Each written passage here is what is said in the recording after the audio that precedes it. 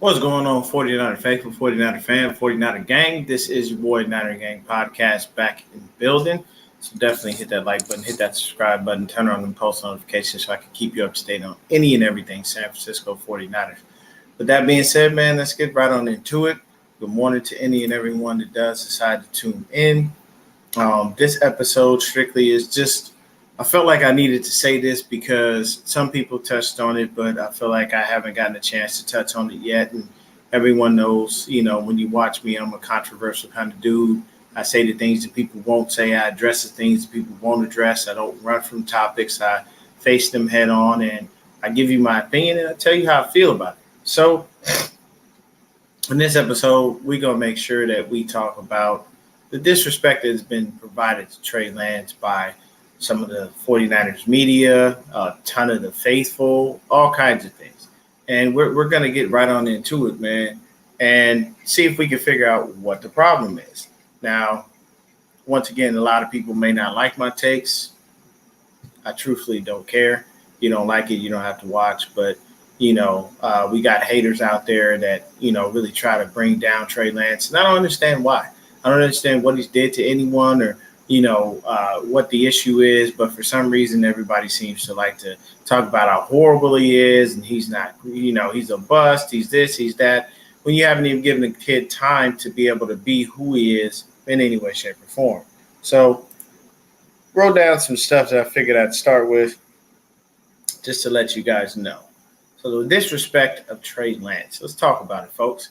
And I already know what people are saying, and no one likes the narrative I put out, but I truthfully don't care. It's my opinion, and if you don't like it, oh well, deal with it.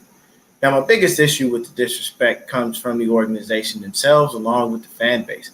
So many people are enamored with Purdy, and understandably so.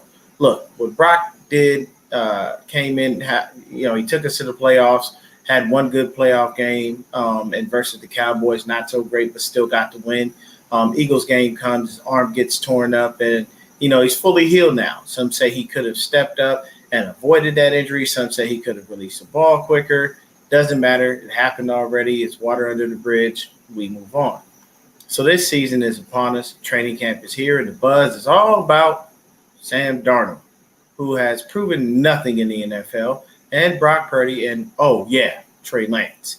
We have a head coach who will not simply name a starter, even though we all know it's Brock, barring any setbacks with his injury. We have the media that has all but written Trey Lance off and doesn't even ask about him. Lance is back in the same situation he was with Jimmy, where he gets to the podium and is asked a million questions about Brock instead of him, and his offseason work with Jeff Christensen. You could see in the interview he was irritated with the questions and becoming annoyed. Now, people will say if you can't handle the media, this is a job for you. We're all human, and we all have emotions, so fuck out of here with that shit. Then you have Kyle lying as he always does by reiterating you can't lose your job to injury, which is a crock of shit, period. Perfect example. Last year, Jimmy Ward started the season injured. When it was time for him to come back, they told him to play nickel or ride the bench. Now, what will be the rebuttal to that? It's simple. Huff and Gip had built a great connection, and if it ain't broke, don't fix it, right? But the point is facts. The point is that, facts, he lost his job due to injury, which is what happened to Lance, unfortunately. Now, watch how the haters come. Oh, Lance is a bust. Kyle knows it. So if that's the case, why isn't Kyle's feet being held to the fire for wasting our picks in general? Now, we suck in the first round anyway. Our track record with Lynch and Shanahan isn't the best. Hell, Ayuk is the only first rounder that has worked out, and even he took a little bit of time. Then you have Mike McGlinchey as well. He was a really good run blocker. What's going on, Bashar? McGlinchey was a pretty good run blocker, but not so great at pass blocking. But that's 2 out of 7 years? It's not a good look. Now, shout out to my man Breezy. He made some good points on why I shouldn't be so upset in stating, without having a franchise QB, we have to pay. We've been able to keep a strong core together and spread the money to the whole team. Great points, not mad at that. But I still say any other head coach would have been fired for wasting picks like that. Don't get me wrong. Not every pick works out. But still, that's a lot of capital to give up to say, oh, well, let's move on. So let's look at Lance's career and see what we have. I've watched every game he's been in several times now. When he first got here, Kyle wanted to put him in some packages, put in some packages for him. But the team revolted and said it was messing with Jimmy's leadership and his rhythm, so he scrapped that. Funny how you're the head coach and you can be stubborn as hell for everything else, but now you listen. I don't know. I went to Lance's first start in Arizona, but that was a disaster game plan from Kyle from the jump. One thing I can say is they misjudged Lance's athleticism for how he's been used running. Should be his last option and or only option in the red zone. He's not Lamar or Justin or even Russell early in his career. So I feel like they shouldn't be using him as a runner, which is what they did. And we were a run-heavy offense with him. And when Jimmy and Brock were in, we magically get pass happy. Doesn't make sense. You give Lance the same playbook, and I guarantee you he will flourish. But we'll never see that unless, God forbid, there's an injury. So what I saw when I looked at that, when I was at that Arizona game was just a flat out disaster. The game plan was pathetic. You had seen Trey Lance build a rapport with Juwan Jennings, but you don't dress Juwan Jennings fully healthy scratch, and you dress Travis Benjamin to do what? Travis Benjamin ain't did shit in the league in God knows how long. I don't even think he's in the league right now. Travis Benjamin's best time in the league was as a fucking punt and kick returner. That was what he was known for. It wasn't known for being a goddamn receiver, and he definitely wasn't known for taking the top off the damn field. So I don't understand why you would do that. So you send him in. Then there's no George Kittle, by the way, and he doesn't have that option. So he does what he can, and he still had us in that game. But Lance comes to the podium. He does what? What we all wish Jimmy would do. Took responsibility, owned it. That was me. This was my fault. I got to be better. Blah blah blah, so on and so forth. So we appreciate that from Trey Lance. But the issue is you put him in a bad spot. And this just shows you that you don't know how to properly understand the quarterback's strengths and weaknesses. That's not what you normally mess with. Because if you understood that, then you would know, okay, I'm going to do this and make this right. He game planned for Jimmy all this time. Made sure he covered up every weakness he could. Jimmy lived over the middle. He loved that little dink and dunk short game shit. That's not Trey Lance. Trey Lance is trying to uncork that motherfucker down the field 60, 70 yards. You know what I'm saying? He's looking for the deeper passes to get more yardage to be able to get closer to the end zone. Whereas Jimmy Garoppolo was fine dinking and dunking and walking his way down the field. That was okay. But that's basically what it is, you know. And Bashar's here. He says Kyle killed me with that Travis Benjamin bullshit. There were so many other wide receivers we could have used to take his roster spot. And it's true. That's exactly what it is. But that game plan that he had in Arizona was just flat out pathetic. I don't know what Kyle was thinking, but it definitely wasn't. He wasn't right for that. So let's look at Lance's short career. So the first year he played in 6 games, had 5 TDs and 2 interceptions with the 57.7 completion percentage and was sacked 4 times. He rushed for 168 yards, averaging 4.4 yards per carry, and had 1 rushing TD, which was that shot in the arm right before the half against Green Bay. Since we looked like shit up to that point with Jimmy. So let's look at Lance from a glance. The first pass he ever throws in the NFL is against the Lions, and it was a TD pass to Trent Sherfield. So think about that. The first pass the man ever threw in the league when he came in was a touchdown. Typically, if you're a bust, your first pass most likely is like an interception or it's off or you didn't read the route right. You thought he was going, he thought he zigged when he zagged, stuff like that. So then we don't see him again until week 4. Jimmy had this phantom calf injury versus the Seahawks. But Lance came in and he did well. He went 9 of 18 for 157 yards, 2 TDs, ran for 41 yards on 7 carries. So that averages out to 5.9 yards a carry. Then the next game, he plays against the Cardinals with the worst game plan I've ever seen from Kyle, and it looked bad in that game. He was 15-29 for 192 yards, 1 TD, and 2 interceptions. And he rushed for 89 yards on 16 carries, so he averaged 5.6 yards a carry, and we lost that game. Then fast forward to the Texans game, which is his second start. He goes 16-23 for 249 yards, 1 TD, 1 interception, and he rushed for 31 yards on 8 carries, which is 3.9 yards a carry. First half of the Texans game was bad, and the second half was better. But without his win versus the Texans, we don't make the playoffs, and he doesn't get credit for that. Then what happens? 2022 comes, and we say, Trey, you're the guy. You're our starter. Goodbye to Jimmy. Not so fast. Turns out no one wanted Jimmy, and we wind up reworking his deal, and he's still here. Then we also had Nate Sudfeld, and we drafted Brock Purdy. So what happens? We start the season in Chicago, which turned into a monsoon game, unfortunately, and we lose that game. Lance is 13 for 28 with 164 yards and an interception. He ran 13 times for 54 yards, which is an average of 4.2 yards per carry. So next game versus the Seahawks came at home, and Lance barely played, basically got injured in the first quarter on a run-pass option. Trey chose to run. He got injured, broke his ankle, and the season is over. So in the limited time we saw Lance last year, we were run-heavy. But the minute Brock and Jimmy are in now, we are a pass-happy team. It doesn't make sense. Now, I stated my case, and I will stick to it. The Shanahans don't care for black QBs. I never said they were racist. I just said they had a preference at quarterback. It's a white QB with just enough mobility to move around if needed, but who mainly stays in the pocket with a big arm and someone who will do what they say. Kyle has a ridiculous ego, which is why we missed out on Brady and Rodgers for that matter. I could care less about the latter, honestly, because he's a crybaby and Kyle owns him in the playoffs anyway, but these are facts. Look at the track record for Kyle.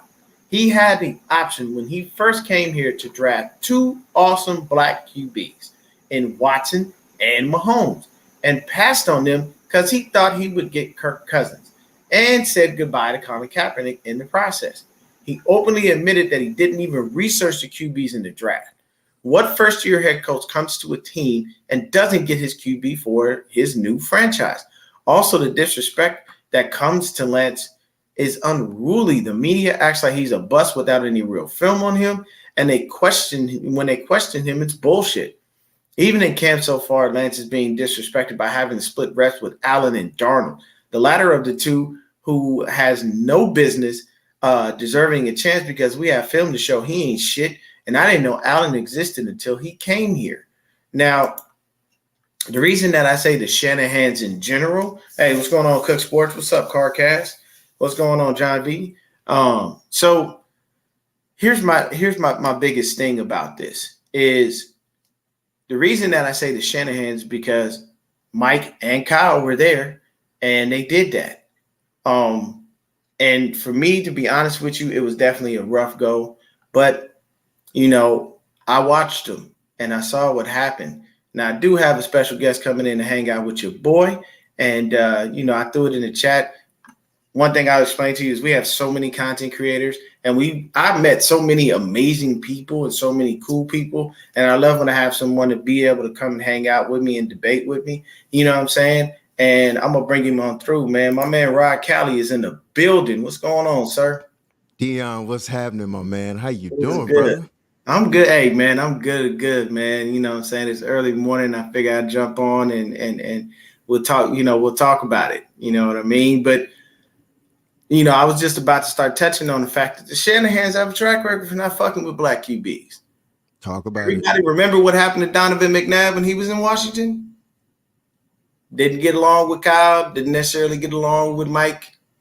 And then in Washington, RG3. Yeah, what happened to RG3? RG3 was not the Shanahan's pick. Neither one of them wanted him. Right. Daniel Snyder wanted him. Snyder made that pick. There are times when people are going to jump in and have in places they have no business. You in line. And Snyder's definitely one of them. You know, we all know he's a piece of shit for a human being, just in general. So, you know, he recently has sold the team. Magic Johnson is a minority owner, even though he is he doesn't have a huge stake in the Commanders right now. He still got something. You got to say so. So I can appreciate the fact that we got somebody in there trying to wiggle their way in and do some things, and it's a good look for the franchise. Look where you at. You know what I'm saying? They call it Chocolate City for a reason. They definitely ain't talking about, you know, other people. They talking about us. Right. You lying. But right. Before I go on about, you know, Kyle and that whole situation, how do you feel about the disrespect Trey Lance has been receiving just in general since he's been here, man? Shout out to everybody in the chat. Yes, everybody. CJ Gray, John V, Bash been in here, Cook Sports, everybody. I love y'all all, man. I appreciate everybody. Shout out to y'all. But I'm glad that you brought this up because I've always been talking about this. This is something that, you know, that we talk about in our community. Let's keep it a buck, where we see the blatant disrespect.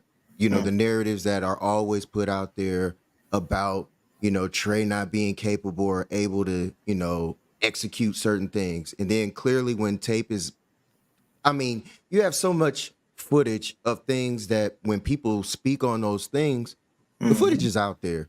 So what are we talking about? You know what I'm saying? But then when they make these excuses, push the goalposts even further back to try and continue on making these excuses. And it's like, come on, man, enough is enough. You know what I'm saying?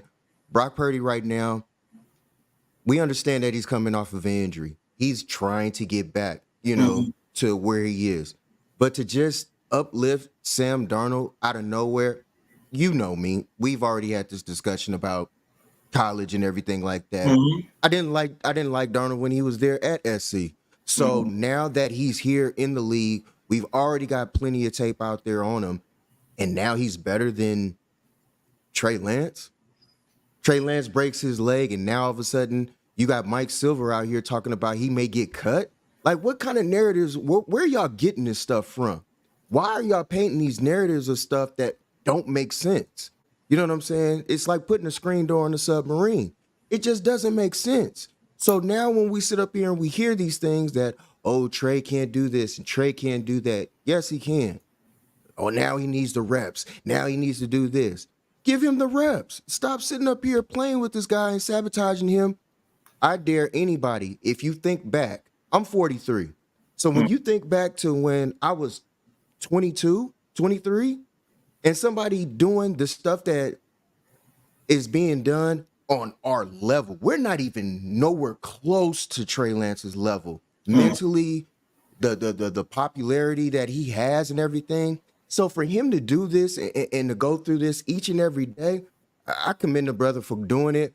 But these people, boy, it screams racism, and I just keep it a 1,000,000,000% with that. It's too much disrespect. Yeah, and what people don't realize is, see, for me, what I will say is, and I've said it before, I'll say it again. I never said I don't feel that Mike and Kyle are racist.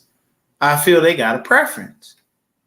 Now, I said scream racist. I didn't say he was. Yeah, and I agree with you. So what I'll give you a perfect example. I used to work for a grocery store out here in Arizona called Fry's. Had a guy come in. He wants to purchase some. We sold furniture at the time. So he wanted some furniture, and I walked up. Hey, how you doing? Can I help you? No. Okay. I understood. If you need anything, I'll be over here working in the area. Nothing. So I looked at him, so we're looking at the furniture, and I walked up and I said, sir, I know I asked you already, but I'm just going to ask again. Is there anything that I can assist you with? And he looks dead at me and he says, I'll take this offensively. Do you have anybody white that can help me? And I was like, yeah, I do. All right. I went to the back. Told my buddy, hey, Nick, what's up, D?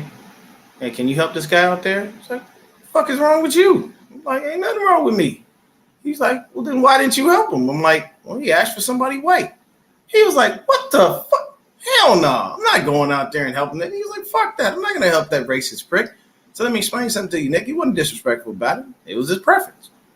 I can give a fuck. Not gonna bother me none. You ain't about to stop my day. Right. So Nick goes out there, he helps him. Yeah. Dude buys his furniture, comes back, has a truck, wants to load it. Nick's gone by now. There's no one else there. It's me and my other guy, Tony, and we're both black. Guy comes in. Hey, I'm here to pick my furniture up. Is Nick around? Nick is already gone for the day, sir, but I'd gladly load your furniture for you. Man, nah, I'll come back another time. I said, sir, you're already here. It looks like that's a U-Haul that you rented. I'd hate for you to waste your money. I'll load it in. You'll be perfectly fine. Handle myself right. Dude looks at me. All right. So I go in the back. I got to calm Tony down because Tony's younger. He's a little pissed because he saw it. He was smart about it. He saw it, but he didn't do anything. I said, look, man, let's just load this crap onto this truck and move on about our day. I ain't worried about this cat. All right. We load it. He looks, says thanks, drives off. Comes back again. Needs more furniture. No one white is available to help this man. Once again, here's my light-skinned ass right there smiling. Hey, how's it going? Back? Yeah. Hey, is Nick around? Nick's not here today. Says, sir, if you don't mind me asking, what's the issue? Says, I haven't necessarily had the best time when I interact with black people, so it's my preference to interact with my own kind. I said, well, let me change that for you. I'll be cool about it. What do you need?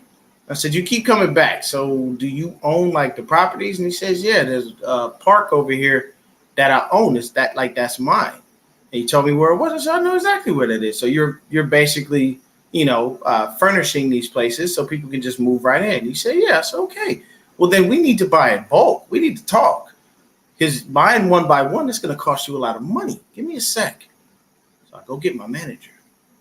Manager comes down, sits down with the manager, talks, everything. Comes back. He says, my manager says, yo, D. I was like, so we just made a ton of money. I'm like, yeah, because I told him to buy in bulk. It was stupid. It's a dumb business move to buy piece by piece. The more you buy, the bigger the buying power, so on and so forth. It's all economics, people. If you don't know it, you gotta get with it. After that, dude never had an issue with me. Never had a problem. He came in, he asked for me. So I say all that to say, I took it upon myself to change the narrative and to change his mind because I was grown at that point. A younger me would have been on some whole other stuff, but I was an adult by then.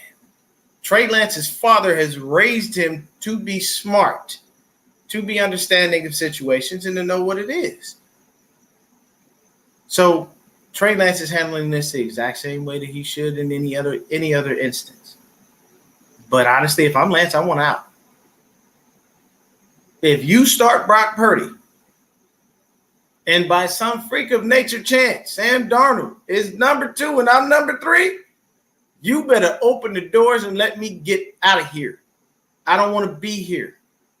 You know what? Washington has some black guy named Eric Bieniemy that's an offensive coordinator who used to work with Patrick Mahomes and Andy Reid over there in Kansas City. I just said Magic Johnson was a minority owner. Anybody know who the Commanders quarterback is? Because nobody believes in Taylor fucking Heineke. And Carson Wentz ain't shit. So wouldn't it be nice for a fresh start to go there?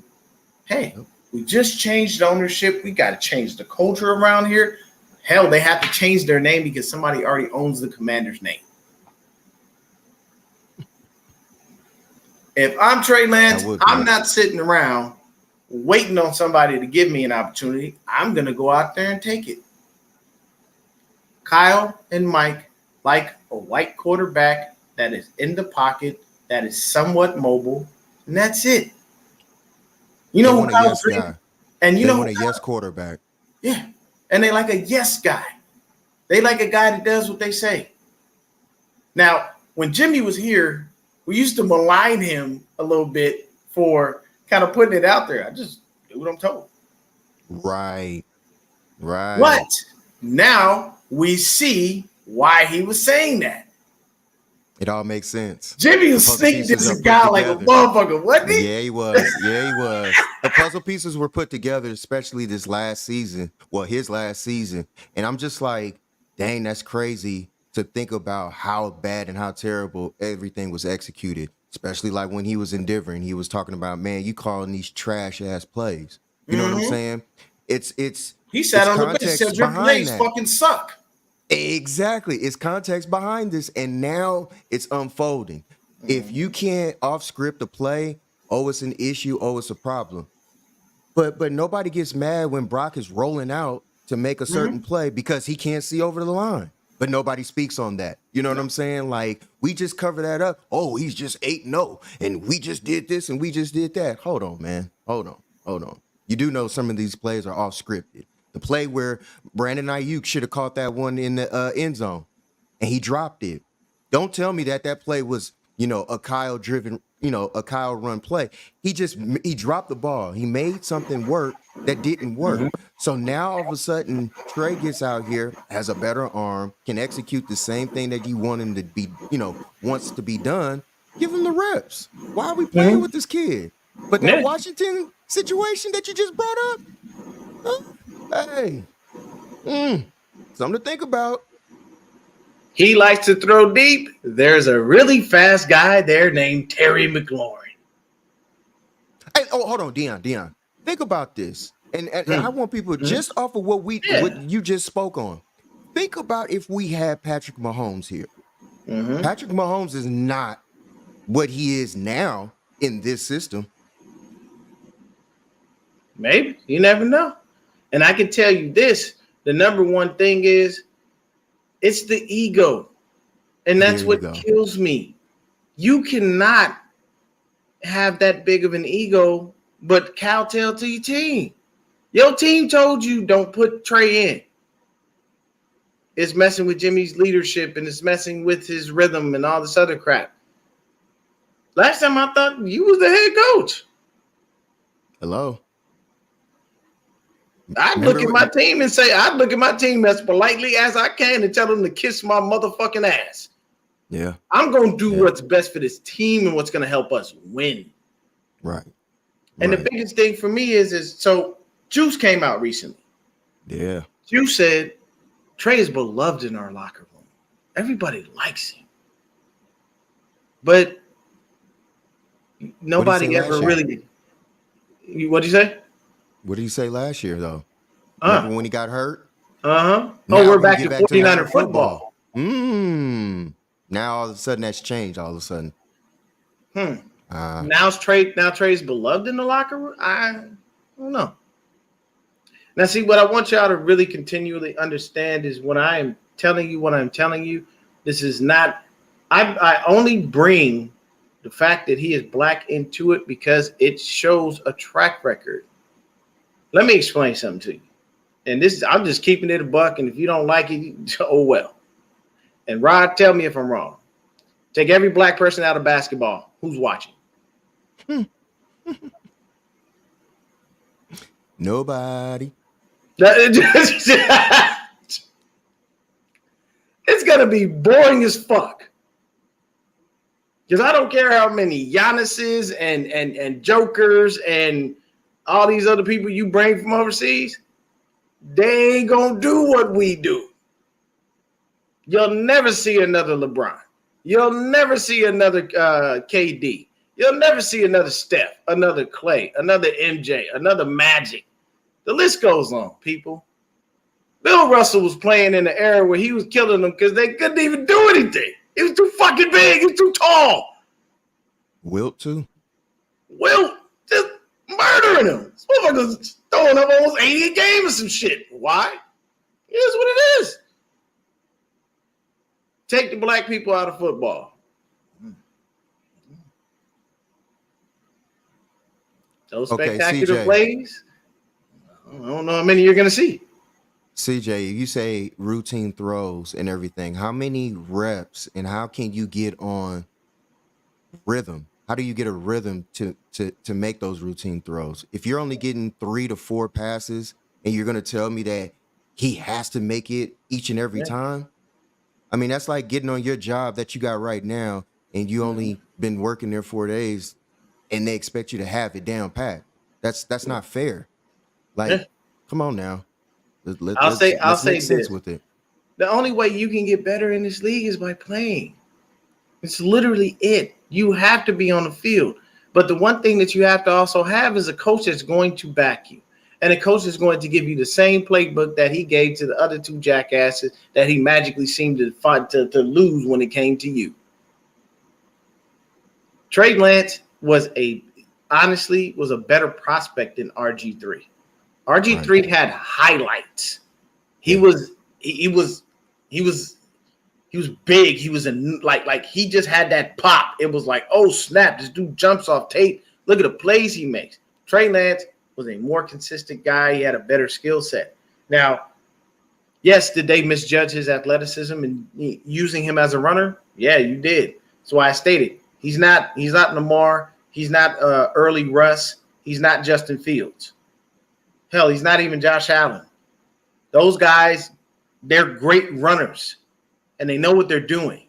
Trey Lance isn't that guy, which is why if running is his last option, that's great. You know why? Because he can pick up that first down. He's going to go out of bounds. He's going to extend his arm. He's going to get it over the line. Good, we got the first down. Or if you got him in the red zone, what happened when we was getting our ass handed to us by Green Bay? Magically, Trey Lance came in and gave us a shot in the arm. What did he do? He ran. But where was he? In the red zone. So you don't give him designed runs. You don't need to do that. That's not the type of quarterback you have. He can throw the ball, but you got to give him an opportunity to do so, and he's not being given that. And to me, I'll be honest with you. They lucky this ain't me, because I'd have been an asshole. I'd have been in Kyle's office, and I'd have literally sat down with him and said, you traded a lot of draft capital to go up and get me. Can you explain to me why I am splitting any reps with these two nobody motherfuckers out here? Nobody knew who the fuck Brandon Allen was before he came here. Outside of the people in Cincinnati, they probably even covered the team because they fuck with the Bengals. No one. I never knew Brandon Allen existed. Me either. I knew Joe Burrow did. Right. But I didn't know who his backup was. Neither did I care. And we've all seen Sam Darnold. 55 games of film that tells you this guy is not the dude. A young man drafted just as high as Trey Lance. I see dead people. Seeing ghosts on the field and shit? Like, what are we doing? You know what I'm saying? Shout out my man Breezy in the building. Breezy does say that he said Trey Lance is a runner. He's not an outside running. His strength is to run up the middle, but college players are different in the NFL. Now, to me, I think he is the outside runner. It makes more sense. That running up the middle, that's what broke his damn ankle. He ran into that pile, and believe me, if you've never watched the Raw Room, watch it. Those dudes give real NFL stories, and they tell you shit that goes on in those piles is messed up. People are assholes in those piles. You getting punched. Hell, the only reason he ain't getting bit is because he got a face mask on. Like, stuff happens in them piles is really messed up. So my thing is, give Trey an actual opportunity. And don't lie. You basically came out here and said, well, we're going to have an open competition. I'm going to tell you right now, Mike Tomlin ain't dumb. He's preparing for Brock fucking Purdy. He ain't thinking about Trey Lance. You know why? Because he knows that that's what Kyle is going to do. Here's the number one issue. And tell me if I'm wrong. People keep giving Kyle credit as if he's some fucking mastermind. You are not pulling the wool over anybody's eyes with this quarterback situation. No one believes you. No one. I damn sure don't. Damn sure don't. I said this from training camp all the way up till now. Whether I don't like certain things, I'm still a realistic human being. At the end of the day, if Brock Purdy has no setbacks and he is fully healthy, this is his team. Do not lie to the public and tell them it's going to be a QB competition. And my biggest problem with a lot of this is we are the only team in the fucking league who doesn't know who our starter is. This is the only head coach that will never name a start. You're the biggest position in football, and you ain't stuck to a dude at all.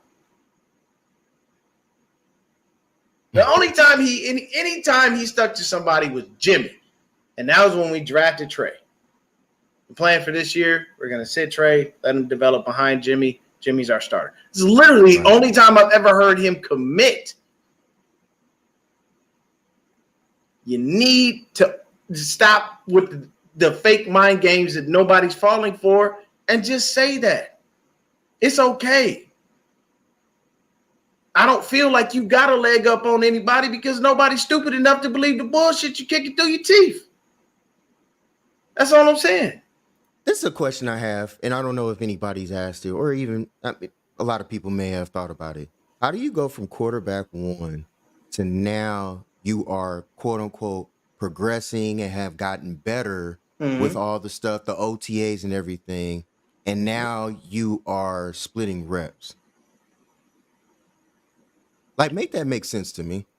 That's just a simple question. That's just the simplest part to me. If you have gotten better than what you were last season, how are you splitting reps? Make it make sense to me. Hey. And you got better on your own. You sought out the right people to make you better. You said, you know what I need to do? I need to go hang with the elite guys. You know why? So that some of that elite can rub off on me. Give me that good energy. Because you know what happens? If you hang around broke motherfuckers, you know what you're going to be? Broke. Broke motherfucker. But if you start hanging around rich people and you make a good impression on them, first thing they do, hey, man, what's going on with your finances? And they start asking you random questions. You articulate yourself properly. You carry yourself well. Okay, well, you know, how much money do you have? Right? You need to get into this. All right, well, okay. No, let's go here. They start telling you their secrets of how they get rich. So you start making money. So you think you hang around these other quarterbacks, you get with Jeff Christensen, you get with a Tom House, and, you know, certain people like that, you're not going to get better? Tom House, Tom Brady's the quarterback trainer the whole fucking time. That motherfucker has had 10 Super Bowl appearances and 7 goddamn rings. I think he was doing something right. Right. So I don't feel like it's a cool thing for him to wind up doing that, you know what I'm saying, and putting this man behind the 8 ball. And then plus, any other head coach would have been fired for that. That's a fireable offense. For you to waste that kind of capital and then say, well, I mean, you know, Mr. Irrelevant came in and looked better, so I'm good. Better in what ways? Oh, and that did, according to Kyle, you know what I'm saying, it's going to be in every way. Because he's going to give you the number one thing that I hate, that I can't stand is, and I don't like Grant Cohn because of the Kinlaw situation. I don't, but I'll give him credit because he will ask a straightforward ass question. Now, he's not going to get a straightforward answer, but he will. He blatantly asked Brock, did Kyle tell you were going to be the starter? Straight up, like no filter, no nothing, no sugarcoating. Brock answered because he was coached on that. We haven't had that conversation. Yes, the fuck you have. Stop but the cap. Right? That's what I'm saying. So, you know what I'm saying? And what Breezy say? What did he say? He said, I hang around a lot of rich people. They ain't handing out shit unless they benefit. That's true. But it's all in the networking. Because when you get to that level, you can have that. Wayne asked the question of, what if the fourth guy is getting reps because Kyle's confident in the top 3? What's the point of him getting those reps? Yeah. What is the point? We all know Brandon Allen ain't going to do nothing but be the practice squad guy. Exactly. So what is the point? Yeah. If you have 3 guys, solid guys, what is the point of him getting as many reps as he's getting? What's the point? Yep. And the other thing that I'll say about this is, why is it that Trey Lance barely gets any time with Kittle, with CMC? He ain't even been on the field Carter. with CMC. He hasn't even it's almost like CMC is a ghost to him. Yes, my teammate. I probably see him in the locker room, but I don't see him on the field. That doesn't make sense to me. You know what I'm saying? We're asked constantly, make it make sense. Yeah. Make it make sense. It's not making sense. That's the biggest issue for me. So my thing is, if you're going to say that you're giving him a chance, give him a real opportunity. But that's not going to happen. But it's never going to happen. And it's okay. It is what it is. If I'm Trey Lance, you know what? Fuck it, I'm getting paid. If I'm getting paid to hold a clipboard, fuck it, I'll hold this clipboard. But right before, if the season is going along the way it's going along, say we don't have a slow start, things are working out well, you could probably get maybe a third or a fourth for me. You could get something. You're not going to get back what you gave up, because I never had a true opportunity to be able to get out there and show people what I'm made of. So, you know what I'm saying? It just sucks. So Breezy says he's getting no more than 5 reps with the third team. Did y'all see what happened last season? Did y'all forget we went through 4 quarterbacks? Bros, we got to be prepared. Shit happens. No, I get that shit happens, and I get that injuries happen. But I'm saying this is an opportunity that's not being afforded to a young man that you gave up so much to go get. Now, I'm a dyed-in-the-wool 49er fan. I always will be. That will never change. I'm not going to switch to another team. But I can tell you this, if Trey Lance leaves, I'll be watching his career very closely. Because if that man winds up jumping up on a trajectory that we have never seen before, I'm going to look and be like, Kyle, you are a fucking idiot.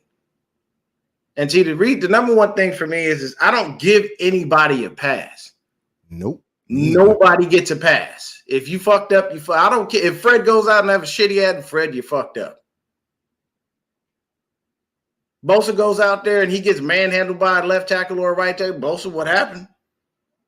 You've been doing pass rush drills in your mama's stomach since you was in there.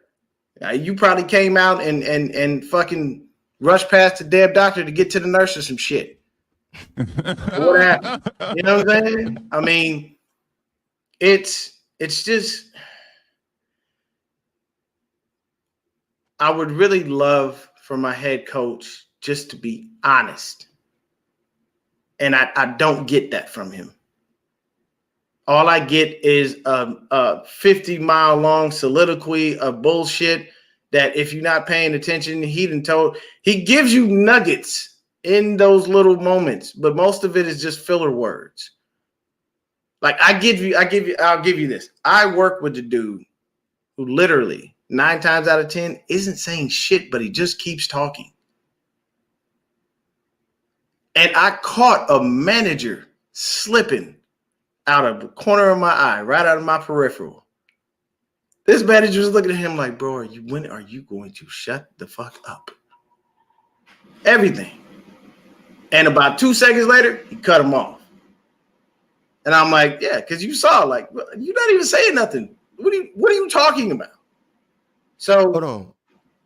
Wayne, having a great defense and all that, can you name the last defense that, especially now in this era of football, within the last couple of years, name the defense, the number one defense that won a Super Bowl? The only one would have been the Ravens.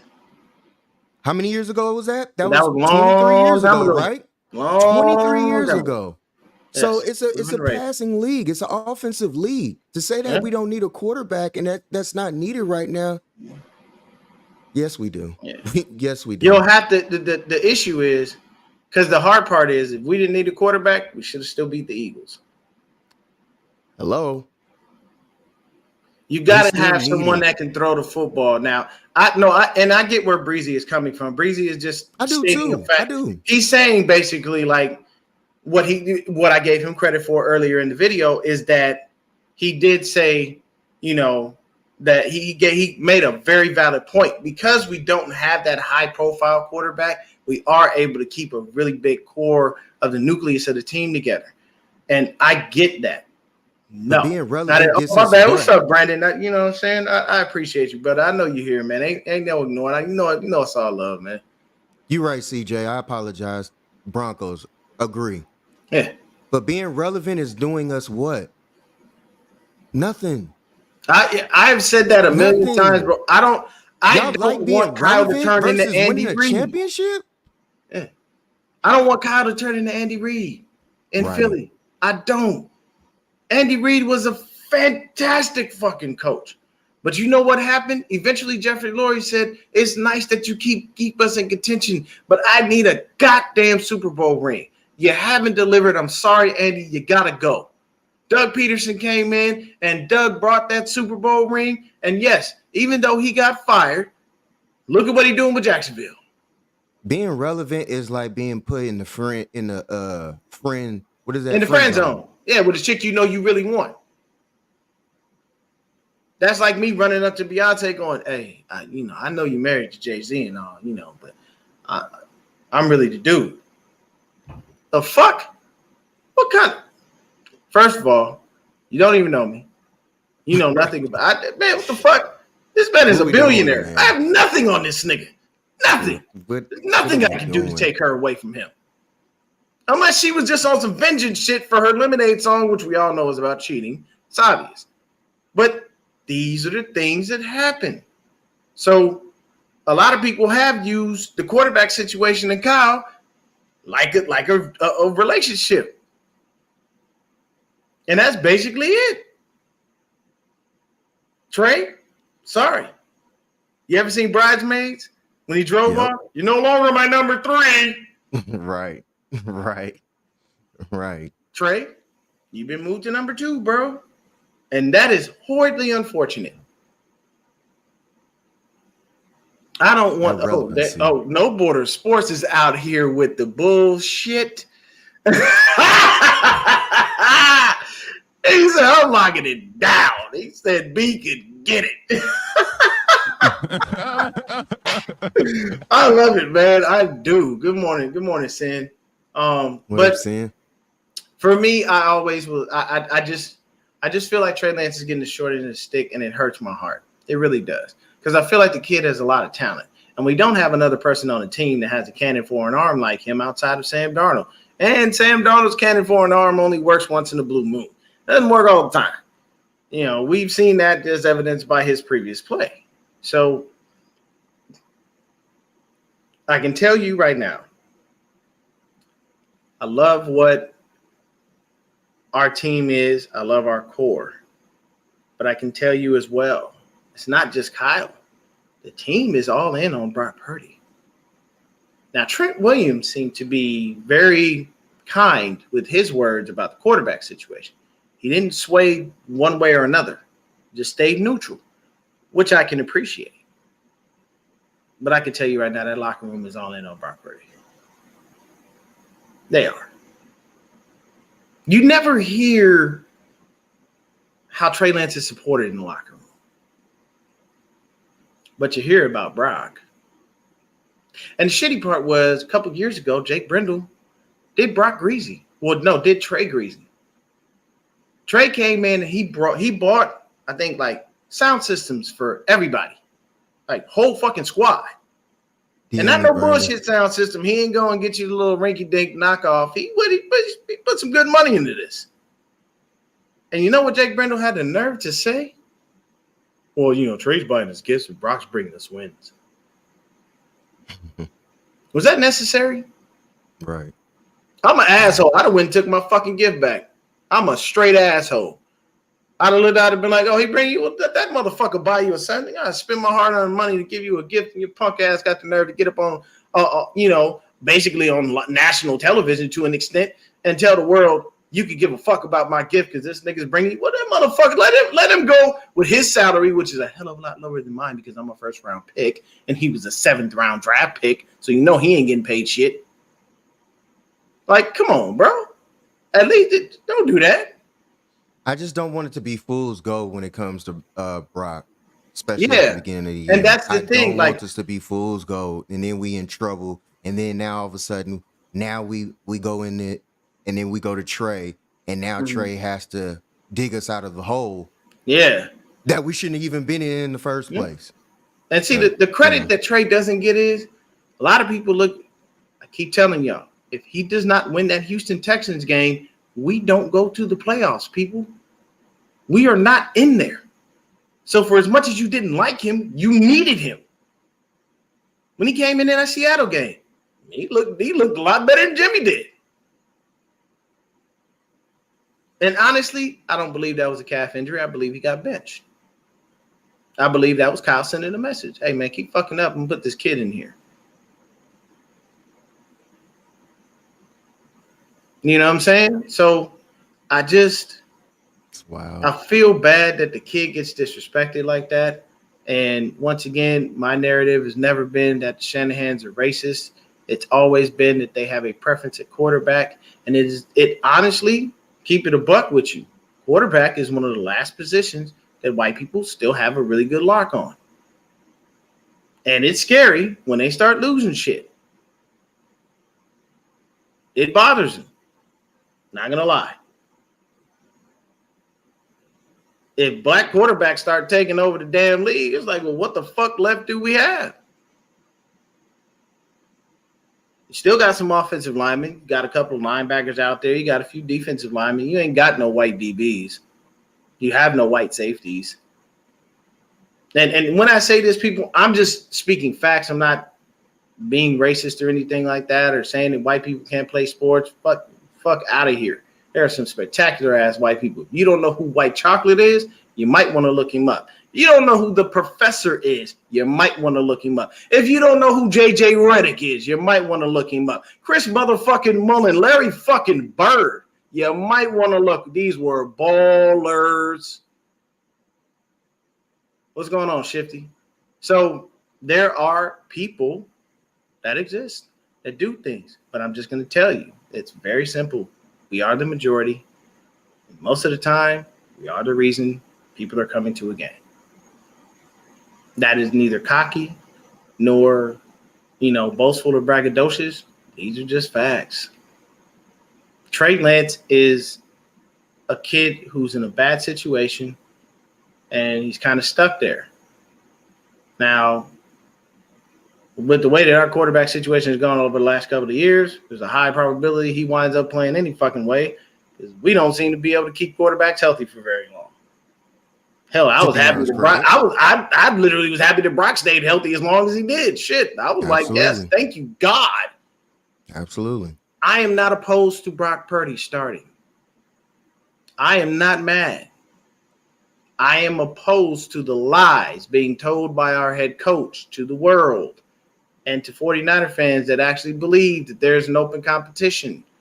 And to those people who seem to think that Sam Darnold magically is coming to San Francisco and about to turn into a damn quarterback.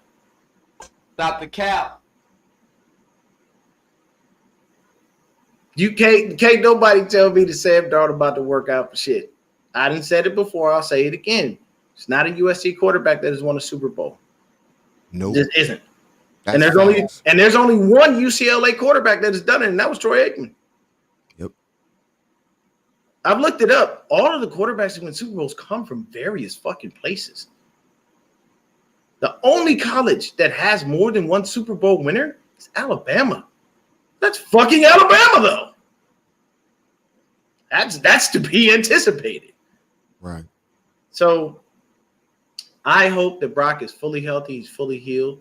If he's our guy when we start the season, I'm riding with him. I'm not mad at him. Although I'll say this really quick, I can't do the whole BCB thing. I can't talk about another man's parts like that.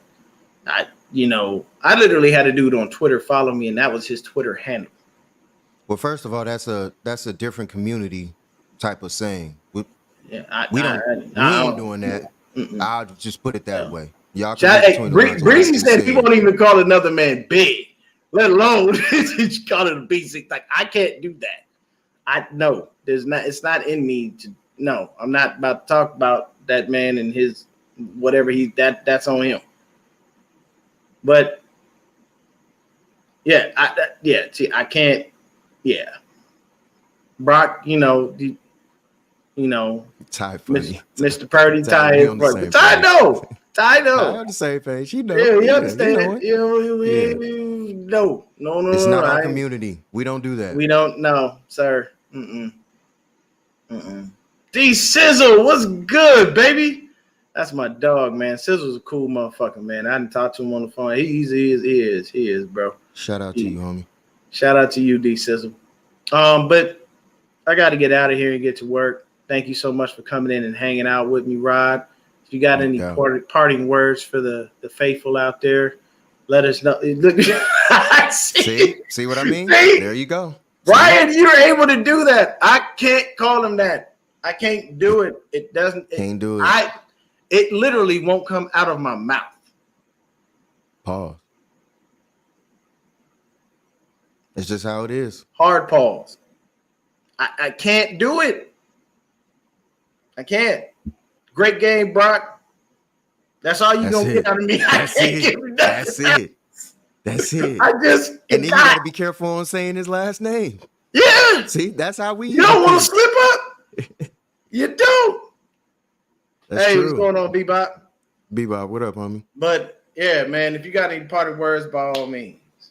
Hey, man. Mondays, Wednesdays, Sports Laugh and Chill show. Holla at us. We on here.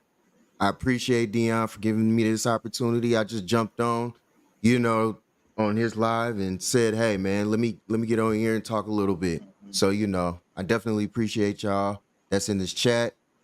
Shout out to y'all. But hey, this narrative, stop switching it. Stop switching it, man. Just keep it real. Just keep it real. Stop keep it a buck out there. Keep it a buck out there, people. Stay up, stay faithful. Breezy, I appreciate you for coming in and hanging out in the stream, baby. Absolutely. You know what I'm saying? I love having the mix up. And I know, but people have different opinions. I love it. But I like him because he gives me the optimist. Breezy is the ultimate optimist. So he gives me that back and forth that I need to kind of level it out if I'm flying off the handle. You know what I'm saying? Me too. So I love people. That's my guy. I already told him when he come to AZ for the road trip, you know what I'm saying? I got him. I literally live 5 minutes from the airport. So if y'all ever are deciding to come to the Arizona game, just hit me up. Damn, I got a brother-in-law that stay right by you. So I'm literally like Arizona. It takes me I literally get out, I'm right there. You know what I'm saying? And I know that airport like the back of my hand, so I don't get lost in that motherfucker. You know how LAX is Jesus Christ. Well, I'm in Atlanta. I've been living in Atlanta. Yeah, that's all you need to say. So I'd have been there. I'd have been there at the airport. Worse, so y'all want to talk about airports? We got different. the worst. I'll tell you, way different. You know what one of the best airports is? San Francisco's airport. Absolutely. Very nice, and it's real easy. It's very accessible. So I got that. Oh well, shit. You know what? Fuck it, man. Breezy, come on through if you want, man. Please, Breezy. I think I'll shoot I love you the objectivity. Yeah, man. I know Breezy's optimism is always needed. Hold on, let me. Breezy got sense. I love people who have sense. So he does. He has 150% sense, bro.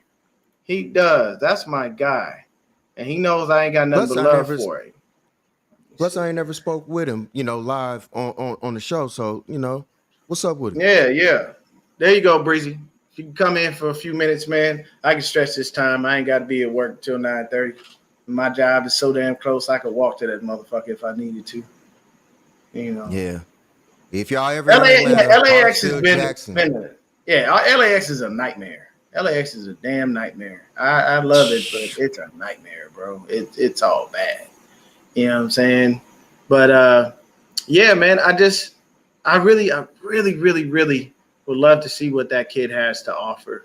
And plus, I feel like Danny Gray becomes irrelevant when he's not around. Every wide receiver would be relevant. That's my thing. I feel like Trey will get the ball to everybody. It just wouldn't be just one guy getting the ball. And I even think that the resurgence of Kittle will be even that much more greater. Bro, I think Kittle would be disgusting with Trey Lance. Absolutely. If you put Trey Lance out there with Kittle, CMC, Debo, and Ayuk, and that line, offense. Man, come on, I'm telling you right now, it's gonna be a show every single time. I was there when he first came on that first preseason game in Kansas City. Let me tell you this.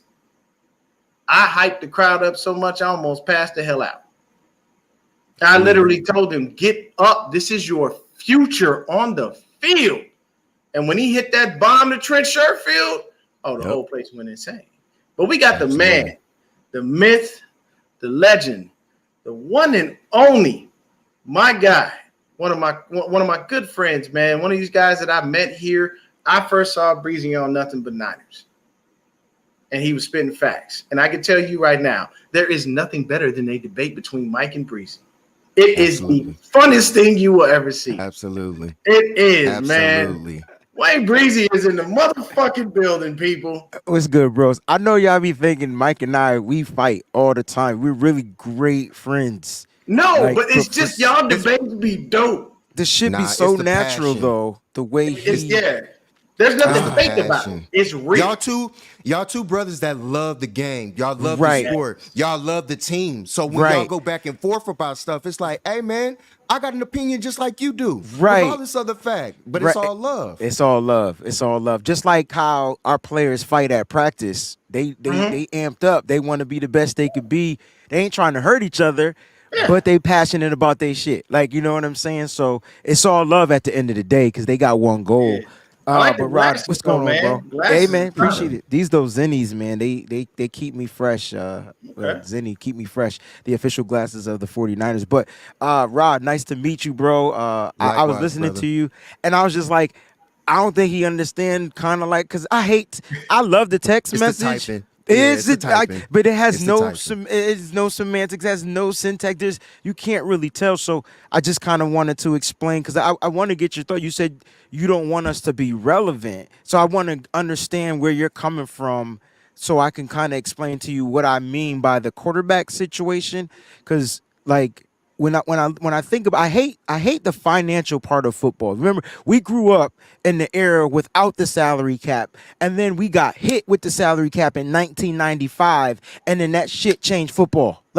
So for those that are born after 1995 and started watching football, y'all don't know it. You have no idea how it was. If you were rich, your team stayed stacked. Eddie D was spending money. DeBarlo had that money. To get what we're the reason for the cap. Right. I really That's the reason we couldn't keep Dion. I think Jerry Jones, this is why the 49er fans hate the Cowboys. Jerry Jones tried to snitch on the Niners, and then it shit backfired on him too. So talk on him. You can see kind of why both of our teams, even though you use the word relevant, we're more relevant than the Cowboys, but both of our teams just can't get over that stupid hump. That's my little conspiracy. And but you know the funny thing, really quick for you, Breezy, when you said that, is the fact that the 49ers literally were that we were the reason for the salary cap, along with the fact that they knew Eddie D was one of the best owners that ever lived, and he's still alive. Yeah. He was one of the best owners ever. I don't care if you've never seen A Football Life about Eddie DeBartolo. He cared about the players too. Watch it. This dude knew your mama. He knew your kids. He knew your cousins. The man, it was when they say a real family atmosphere, that was what Eddie D was about. But the other thing I was going to get to, because it just came back into my head. You know who else tried to be slick as an owner and wound up screwing themselves? Who? The Rams owner. Okay. Do you know, it's a full fact and it's out there, do you know that the Chargers pay $1 per year for rent on SoFi Stadium? Wow. Because of the underhandedness that tried to be pulled by the Rams owner? I did not know that. $1. Bro, you can pay your rent on the stadium for 100 years. Easy. I'd have just paid 100 years in advance. $1. Give me my. He owns too many teams in the first place, though. But you I agree. you and I do your thing real quick. I'll be right back. Yes. Go Yeah. ahead. So we were talking about the relevancy and everything. I think because you talked about how many years we've been in the league. We haven't won since 94, well, 95 to be exact. We've been in here since we got 5 rings. And I'm like, okay, it's cool to be, getting to the NFC championship. Damn it, I want a fucking ring. I want number 6. This hand, okay, we're good. We're good with this hand. I'm ready to start on the next hand. So when I speak on the relevancy, you have people out here that just love, hey, we're in the NFC championship. Hey, we're here and we're there. Okay, that's cool, fine and dandy. But you also know that these guys' contracts got to come up. We can only be relevant for so long. That's all I was speaking on.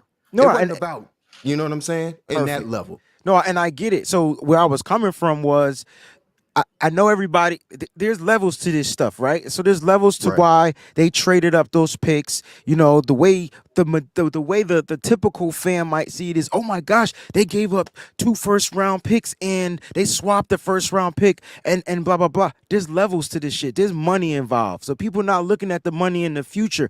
When you look at this team, and if I go through that salary cap and I go through those top-tier players, you got your left tackle, you got a tight end, you just got your wide receiver, you're looking to get another wide receiver, you're still trying to get the defensive end and Nick Bosa. They got some they got Christian McCaffrey, which they traded for, where y'all said fuck those picks. All of a sudden now we're not fucking the picks for Trey Lance. But at the end of the day, like the picks really don't matter to the San Francisco 49ers. And I think that right there is what we need to kind of get over. I know it looked bad back in the day when you did all this in your quarter. Trey Lance will never, in my opinion, in my eyes, he will never be a bust. It's unfortunate he won't get a chance or an opportunity to play right this second. I don't ever see him as being a bust because of the type of potential he has to change the game. I think the NFL ain't ready for him to change the game yet. And I think Kyle Shanahan and the San Francisco 49ers are in a great situation to whereas they're paying $700,000 for a 7th round pick. I'm going to abuse that shit until it breaks. And then I got my premium pick. I got the 87 octane gas in Brock, and I got that 93 Supremium in Trey. If Trey is still on this team, he gonna get that opportunity. And we just gotta, it's unfortunate the way it all panned out because it looks like he lost the starting job due to an injury. Like that's what it is. I don't know how you cannot see that, but we also got to factor in that Brock played well when he got his opportunity. And so that's why, like, I don't want us to be torn, between these quarterbacks. I'm not even talking about Sam Darnold, but I do know that they spent some money on Sam Darnold, but not a lot. Think about what they're doing. So if you look at the quarterbacks room, financially, it's not costing the 49ers anything for the next several years. Sam Darnold's on a 1-year deal. Trey Lance got 2 years left on his rookie deal. He can still get that 5th-year option. And Brock Purdy got 2 years left, I believe, or something like that, right? It's not costing the Niners enough. So what I was trying to say was what's keeping them relevant and contending, in my opinion, is the fact that they're not paying quarterbacks. Yeah. And we agree on that. Absolutely. And there's only one quarterback. There's one. Not you can't say, don't mention no other fucking quarterback other than Patrick Mahomes. There's only one quarterback that is that guy. His name is Patrick Mahomes. Yep. Not Joe Burrow, not Josh Allen. You know why? Because they ain't win shit. Exactly. So there's only one QB that defied odds. You took away his starting receiver, he still won a Super Bowl. So he different. I don't know. Difference. Like, he didn't stop. Right. But at the end of the day, their team still struggled. Like, they struggled less with Tyreek Hill because you had to account for him and Travis Kelce. But Patrick Mahomes is a little different. I don't know if that's Trey Lance. I don't know if that's Brock Purdy.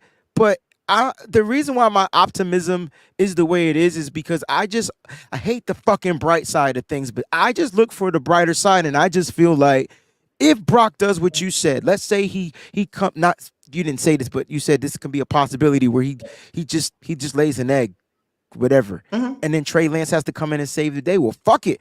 Then my narrative would be that Trey Lance is fucking Superman. I will push that narrative harder than any Mickey Ficky out there in the world, because if that's the opportunity Trey needs and he succeeds in that opportunity, then let's paint the better picture for Trey Lance. But right now, it is what it is. It's I know Kyle didn't mention or name him the starting quarterback to us. But we know. He didn't to us. Yeah. But it's clear that if he's getting all the reps, not splitting the reps. Yeah, all of them. But all the reps, I think the writing is on the wall. On the wall. Yeah. Absolutely. Now, So I'm starting to accept it is what I'm saying. I have no choice but to accept it. I'm going to ask you this, Breezy. I got a real good one for you. Say Purdy gets us to the playoffs. Yeah. But we got a Nick Foles situation. Purdy can't do it. But Lance comes in and wins that Super Bowl. He wins every playoff game in convincing fashion. Uh-huh. Who is your starter the next year? I mean, it from the way that the situation, from the way that Kyle Shanahan plays cards, it should be the person that was hot at the end. Like, that's how Brock is the starting quarterback, because in the end, he was hot. Even though he got hurt, he was hot. And so will Brock remain hot? I don't know. We can't say we know Brock gonna come in here and just win, because now all of you guys are freaking smart. Defensive coordinators are prepared for this guy. They're going to watch him. Right. They know how he was when he rolls to the right, when he rolls to the left. They know he holds the ball too damn long when he's trying to get the ball down the field, because he don't got the big arm, so he's trying to make sure he can get it down. They know these things now. They didn't know these things at first. They also are going to watch that. And everyone is not Hassan Reddick, so let's just keep it a buck. That dude got a different gear. Is coming week 1. Right. But he's not as fast as Hassan Reddick. Hassan Reddick was so fast that he said, bump the formation. I'm going to line up far. I think it tricked the hell out of Tyler. I don't think he knew what to do. I didn't think he knew what was happening to him. I didn't think he was like, it was a blur. Yo, that was like wind coming by you, and you were like, wait, oh shit. Damn. Like, why he way down there? What he gonna do? And so like it was just a great play from a defensive end on that position, and it hurt. It got Brock Purdy injured. Like that's what ended up happening. But at the end of the day, guys, like I think our team remains relevant and contending and contesting for the championship as long as they can keep this core together. And what I said was, they don't necessarily right now have to pay that quarterback, because if they can win with Brock and win with Trey, they're in a great situation financially, and now we could keep the talent here, because remove the talent. There's no way Brock Purdy or Trey Lance is winning anything. Like, just remove the talent. They're just not. Like they're not there yet. Like and even Aaron Rodgers couldn't win without talent. Like, you know what I mean? Like, he's not as young as he is, was years ago, where he was just mobile and Like, that's why I'm scared of Aaron Rodgers this year, and I'm glad he's in the AFC. That dude got talent. It's about to be a little different for the New York Football Jets. He has an actual running back. He's got a viable receiver. Receiver. He might end up with Dalvin Cook. That's crazy. But I can tell you this, though. My number one thing with Aaron Rodgers is, I don't understand why you keep dragging your homies everywhere. Alan Lazard, I can see. I'm sorry, Randall Cobb is done. That man is cooked. It's over. We'll see. We'll see. That's Aaron. Aaron Rodgers specifically wanted him. Emiliano says another reason you don't use a backup tight end. Now, see, I disagree. Like, y'all freak. So, all right, first of all, like, if I don't have the all 22 play like loaded up, ready to go, but if we watch it, he blocks Hassan Reddick. He just doesn't hold on to the block. Like, so he's there. It's just Hassan is better. The technique didn't work. Thank you. That's what it was. That one time, that rep. That one-on-one. Exactly. Thank you, Rod. That's a take. You should be doing one-on-one Rod Cali takes. That's a take. He just got beat on that rep. He did. He got beat on that rep. It's not that he can't. He's blocked before. He's done it before. He's won one-on-ones before. I just think that formation, that wide out, that I think it tripped him. He didn't step right, or he did step right, and it was just a better technique, a better speed. And at the end of the day, goddamn it, Brock Purdy, throw the goddamn ball. Like, what you holding up? What you pump faking for? Yeah, no, don't. The thing is the number one thing is when you're watching film as a quarterback, you need to know who those guys are. Who's the guy that I need to be worried about? Yes. When you play the Steelers, you know you need to be worried about TJ Watt. When you play the Niners, you better be looking for Nick Bosa. That's a great point. See what I'm saying? Like, those are the guys that you say, where are you on the field? And if you too damn close, I'd have found your ass and stayed away from this dude because you know what they can do. I think the issue, though, Dion, with that team that year, I don't think it's the same this year. I know they got a lot of talent still, but they were loaded. Like, I didn't know. I don't know who you single on, who you double on. Excuse me, like you. But I get where Emiliano's coming from. It's like, yo, why not put Kittle on that? Well, Kittle was running out for a route, so who do you want running out for the route? Croft or Kittle? I think I'll take Croft because I know Kittle's the better blocker. Yeah, but Kittle might have got beat on that rep too, bro. Here's the thing. The only other thing I'll say on that one is hindsight. The ball was supposed to be going. It's all in hindsight. But the ball was supposed to be going to BA regardless. That was his first read, and that's where he was going. There's a lot of stuff on that play, though. It was so much. Like I didn't think Debo sold the run. Nah, he didn't. And I didn't think he sold it. And at the end of the day, Hassan Reddick didn't care. He knew it wasn't a run. Yeah, he was like, I'm going hunting. I'm going after the quarterback. I don't care what happens. That's the guy that I'm going after, and that makes sense. See what I'm saying? So there's a bunch of levels to it, but Tyler Croft's no longer with 49ers. He was the culprit on that play. I think that's what got him not back on this squad. Hey, somebody had to be the fall guy. I'm not getting rid of Debo. I'm not getting rid of Brock. I'm damn sure not getting rid of Kittle. Gotta go. Croft. Sorry, Croft. But hey, man, I appreciate both of y'all for jumping on. I got to get out of here and get to work. Breezy, when it gets closer to being in Arizona, hit me up with your travel details and whatnot. Yes, sir.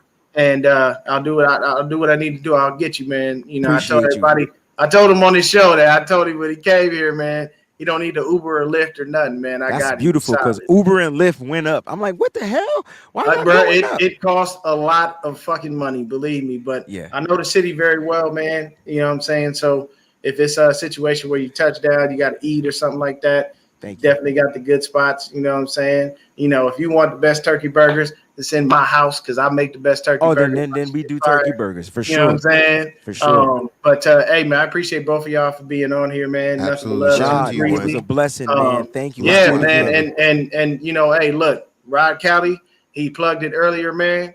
You know what I'm saying? Plug it again, my guy. Sports Laugh and Chill Show. Holla at us Monday and Wednesdays. Yeah, and Sports Laugh and Chill. And anybody in my chat, I don't need Breezy to plug because everybody knows who the hell Breezy is. Hey man, it's all love. But listen, dude, keep doing this. Do this and stay hot. Like don't come. Let me be the freaking that middle thing. You stay hot. Like this is dope. Like that's what made me fired up in the first place. Yeah, and I love that. Like I said, that's why I be telling Rod, man. Right, that's why we had to talk. I'm glad he got on here like that. Yeah. Right, like stay hot. This stuff, because then everybody gets both sides, and both people. You can look at it, and now you got a broader spectrum, and you're like, you know what, that makes sense. Yeah. Okay, now I understand what he's doing. But hey, man, I'll see y'all later. Thank y'all so much for coming on. Hey, Brandon, send me a DM on Twitter tonight, Brandon, and if I'm available, I'll join. Okay? Yeah, I know Breezy working like a motherfucker. Breezy got like 30 jobs and shit. He like the Jamaicans on the living color. What you got for I got 10 jobs.